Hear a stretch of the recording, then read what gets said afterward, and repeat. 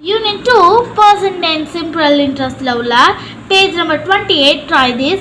First one, find the percentage of children whose scores fall in different categories given in the table below. கொடுத்திருக்காங்க உங்களுக்கு 4 காலம் கொடுத்திருக்காங்க. category, number of student, fraction, percentage.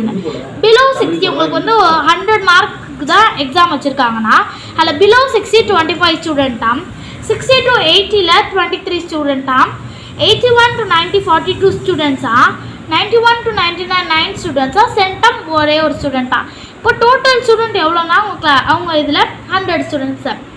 இப்போது இதுக்கு fraction கண்டுபிடிக்க சொல்லியிருக்காங்க. அதாவது டோட்டலில் எவ்வளோ 100, அதில் எவ்வளோ பேர் பிலோ 6 25, அப்போ இதுக்கு என்ன வரும் 25/100. அதே மாதிரி தான் 60 to 80க்கு டோட்டல் எவ்வளோ 100 ஸ்டூடெண்ட், அதில் எத்தனை ஸ்டூடெண்ட் 60 to 80 23 ஸ்டூடெண்ட், டோட்டல் எவ்வளோ 100.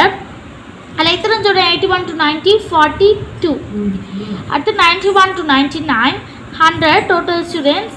எத்தனை ஸ்டூடெண்ட் 91 to 99 9. சென்டம் எத்தனை ஸ்டூடெண்ட்ஸ் ஒரு ஸ்டூடெண்ட்.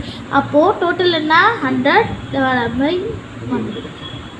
இப்போது 25க்கு பர்சன்டேஜ் கண்டுபிடிக்கணும். பர்சன்டேஜ் என்ன, ஃப்ராக்ஷனுக்கு பர்சன்டேஜை மாற்றணும் மல்டிப்ளை பை 100. இப்போ மல்டிப்ளை பை 100னா இந்த 100க்கு 100 கேன்சல் ஆயிடும்.